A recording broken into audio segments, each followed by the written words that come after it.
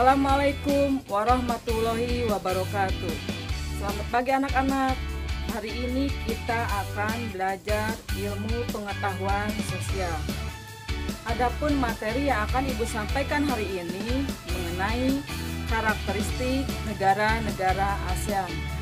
Indikator pencapaian kompetensi dari mata ini, peserta didik diharapkan mampu menjelaskan kondisi geografis dan karakteristik negara-negara ASEAN. Untuk itu, mari kita lihat tayangan berikut ini. Karakteristik negara-negara ASEAN. Negara Kamboja. Identitas negara. Nama resmi Republik Rakyat Kampuchea. Ibu kota Phnom Penh. Pemerintahan Republik Komunis. Kepala negara, presiden atau dewan negara. Kepala pemerintahan yaitu ketua dewan menteri atau perdana menteri.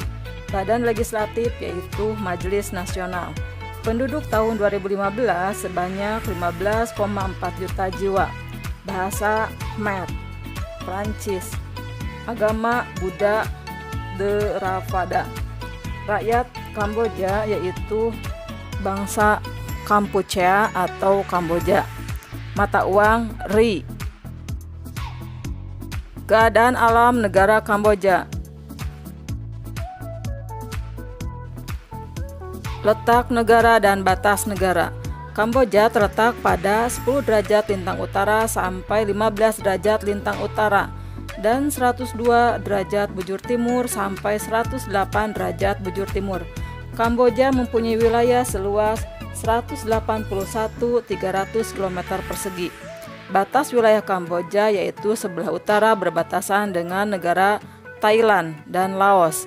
Sebelah timur berbatasan dengan negara Vietnam. Sebelah selatan berbatasan dengan Laut Cina Selatan dan sebelah barat berbatasan dengan Thailand.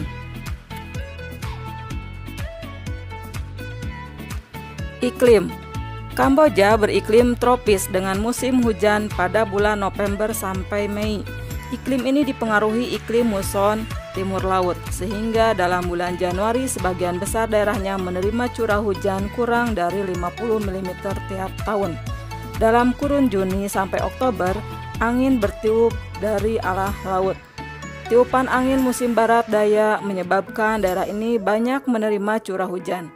Dengan pegunungan Elephant dan pegunungan Kardamon dapat menerima curah hujan sampai dengan 3050 mm per tahun.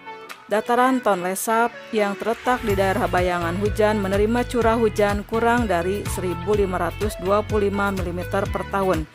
Suhu rata-rata per tahun di wilayah Kamboja sekitar 27 derajat Celcius.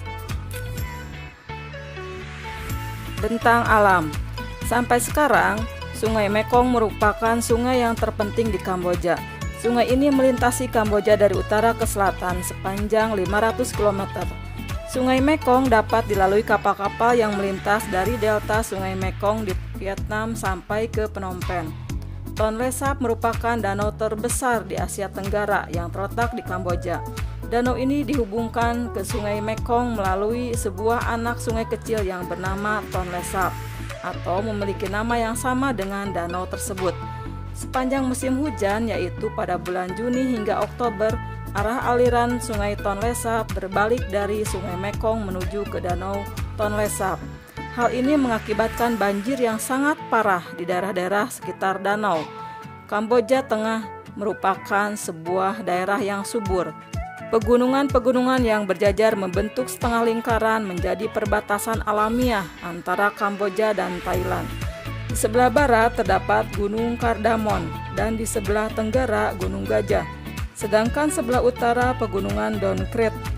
Gunung tertinggi di Kamboja adalah Phnom Aural yang berada di pegunungan Kardamon dengan ketinggian 1.813 meter.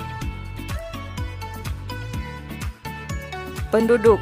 Kamboja tergolong negara dengan jumlah penduduk sedikit di Asia Tenggara, yakni 15,4 juta jiwa tahun 2015. Pertumbuhan sebesar minus 0,2% per tahun. Kelompok penduduk yang dominan di Kamboja adalah Khmer, sekitar 85% jumlah penduduk Kamboja.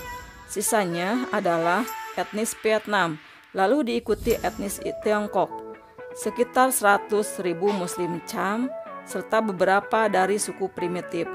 Orang-orang Vietnam masih mencakup 5% dari jumlah keseluruhan penduduk Kamboja, atau data lain bahkan 10% dari jumlah penduduk. Dibandingkan dengan etnis Vietnam, etnis Tiongkok berintegrasi dengan baik dengan penduduk Khmer.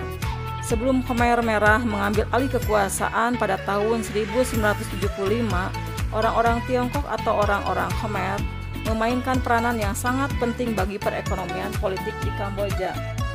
Lon Nol, seorang diktator yang menguasai Kamboja sebelum Khmer Merah, memiliki seorang kakek yang berasal dari Tiongkok. Perekonomian. Mata pencarian penduduk Kamboja bertumpu pada bidang pertanian dengan sistem pengolahan yang masih tradisional. Industri besar tidak dimiliki Kamboja. Perang yang berlangsung di negara tersebut telah meluluh lantakkan sektor industri. Sekurangnya sumber daya yang terampil, bahan mentah, suku cadang, dan minimnya sarana transportasi dan telekomunikasi juga menjadi penyebab terpuruknya industri. Industri yang menjadi andalan di Kamboja terbatas pada industri semen dengan skala yang tidak besar, industri kayu, dan industri rokok.